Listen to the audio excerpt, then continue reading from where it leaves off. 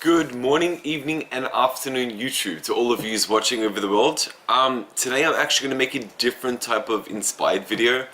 I asked you guys what questions you want me to answer and what you guys want to know on Instagram, and most of the questions were travel related. Recently I just got back from Thailand, Laos, and Cambodia, which was freaking phenomenal. Most of you guys have seen the photos, and most of you guys know about these countries. For those of you who don't, they are freaking phenomenal. Southeast Asia is very poor. They're very simple, humble, very friendly and happy people. Honestly, it was one of the most biggest confronting places I've been to in terms of the history, the culture, and the people were just, it was phenomenal, honestly. Cambodia especially, and the hidden secret in Laos was just, it was unreal. It was really surreal, and I'm so grateful that I went there and experienced it, and we'll definitely be going back. This video I'm going to keep short and sweet. It's going to be travel related. So the questions you guys asked is, where have I traveled before? I've been to 5 continents and over 50 countries, of which my favorite countries are probably Japan, Iceland, and Norway. They are phenomenal scenery wise. The people are amazingly friendly. And I love Japanese cuisine. Scandinavia and Iceland, it's like being in a different world. It honestly is freaking phenomenal. Why I travel was a question I got asked. So I travel, obviously everyone travels for different reasons. Why I think I travel? I love to explore different cultures, countries, people, in terms of different religions, different experiences, different traditions, different ways of things. And I don't think just because your family is born and bred somewhere doesn't determine where you should be and where you should stay. For example, I'm from Australia, and I personally don't want to live here. I don't like the culture here. I don't like the people, unfortunately. Like, I'm generalizing, obviously, but traveling around the world, I've been able to experience and see what there is to offer, how other people act, how other people treat each other, and the experience in that country. And I love that more, like in Italy, like in Spain, in most Asian countries I personally think I can live in Asia just because of the way that people are, the cuisine, the scenery, the lifestyle. It's personally for me. Australia is amazing for what it is. It's very safe, structured, but it's just not for me. I can get into that in another video. I don't want to sound like a downer about it all, but personally it's just not for me. Some people love it, some people don't. I just don't love it. Why I travel? 1, to experience the world. 2, to experience other cultures. 3, to experience myself. When you travel, you experience so much about yourself. You do the things you love. You try different things. You learn different things. Not only about the world and cultures and people and countries, but more so about yourself. And personally, I think it's the biggest thing about travel. It's the fact that you explore yourself and the world. And you learn things that you never learn just by staying in the same country and doing the same things. On this trip specifically, I learned so much about myself in terms of being so much more humble and appreciative about life, and learning so much more about the cultures, and learning so much more about what I love and what I want. And I've found that a lot of the things in the future that I want to pursue is specifically from things that I've learned from Asia. If that's cuisine, if that's culture, if that's how they live, why they live, what they believe in, their religion, and what they do on a day-to-day basis to get by and to live, and how they're so happy and humble with so little. Being born in Australia, we have so much. We're very spoiled here, extremely spoiled. We don't have any natural disasters. We have very minimal crime rate in terms of like deaths, stuff like that. We are very lucky here in Australia. There's no disputing that. And we're not happy here. A lot of us complain about our routine. A lot of us complain about what we have, what we do. We have huge homes. We have so much food. We have so much opportunity. Yet we complain, yet we're so ungrateful. And on the other side, in Asia, they have very small homes, very little food, and yet they're so happy, they're so appreciative. And it's one thing I learned, it's one thing I really, really was focusing on in this trip. Just the less you have, the more you have. And we've all heard that quote, less is more. And it's so true. So it's one thing I'm kind of focusing on, one thing I'm really trying to understand. And yeah. Who I travel with. What I love about travel. Yeah, who I travel with. This is, I've explained this before. I love to solo travel. It's never been like that. Past 2 years, I've been solo traveling around Japan, around Europe, Singapore. I love solo travel specifically for the reason of not compromising. When you travel with other people, it's phenomenal, it's amazing. It's more energetic, you're more exposed and more pressure to do things that you wouldn't normally do. And there's certain trips that I think that you have to travel with others and that are more beneficial with others.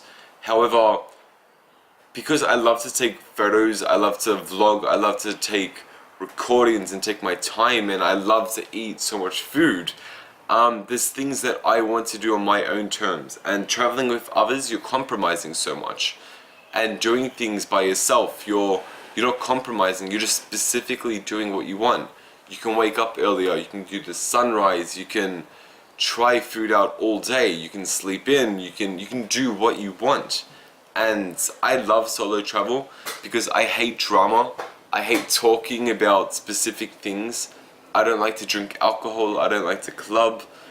I don't like to do what most others enjoy doing. And I don't really know and have a lot of people that do my niche travel. They want to, you know, I like to go on hidden paths and random hikes and just stay in street food for so long and just talk to locals and get off the hidden paths. That's the way I like to travel.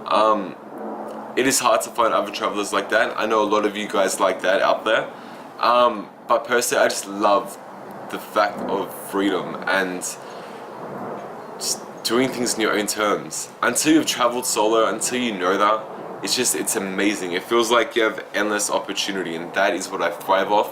That is what I love when I solo travel. Favorite places, I've already explained that. Top of the bucket list, I definitely want to go to Petra, Jordan. I want to go to Cairo in Egypt. I want to do South America. I want to do so much, and I'm working so hard at the moment to make that happen. I want to take travel full time in the next upcoming years. I'm working hard to invest in myself and invest in my future to make that happen, especially my social media. That's my goal, that's my ambition, so I'm working hard for what I want.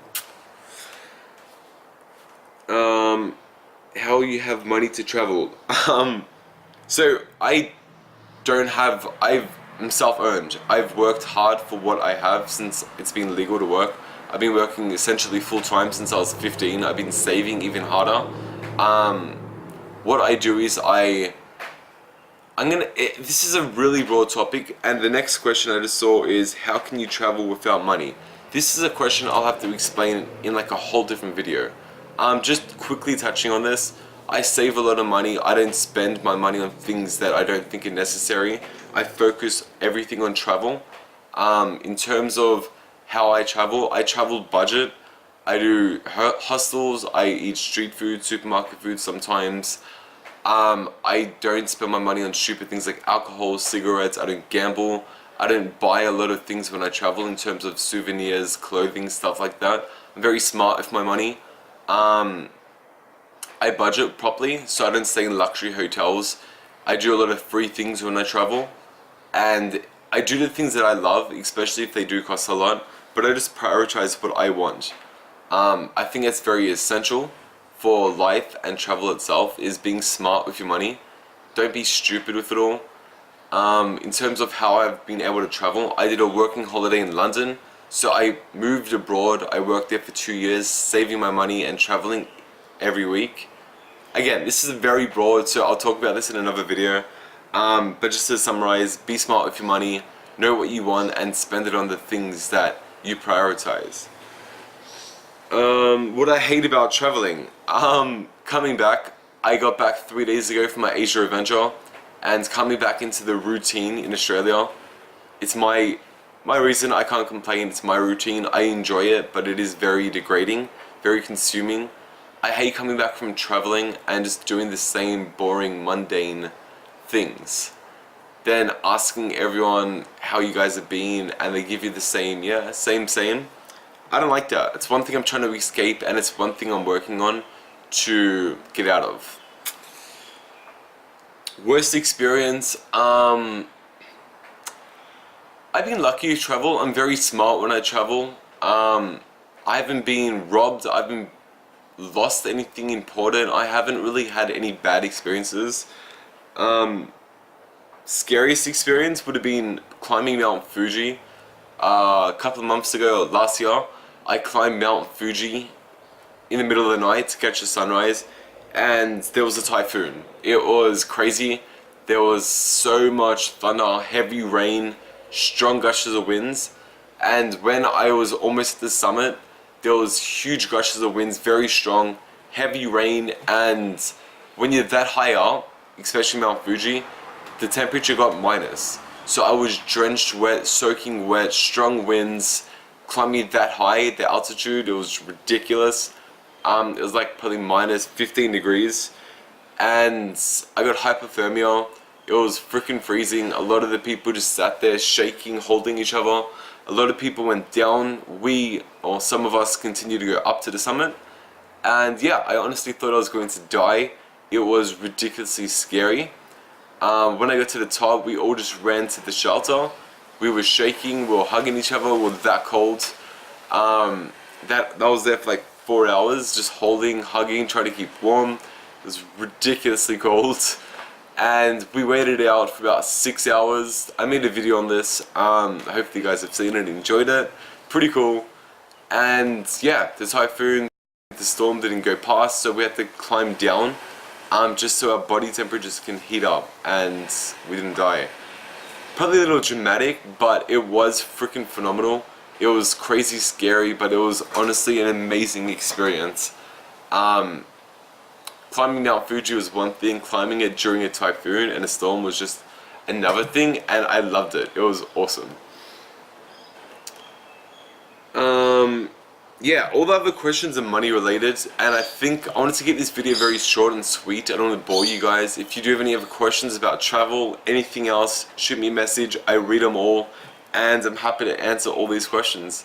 So guys, I hope you've enjoyed the video. Honestly, I hope you've had an amazing week, and if you have any other questions, shoot me up. Happy to help, and happy to talk about this stuff. I love this. You guys already know this, and enjoy your week. See you guys next week.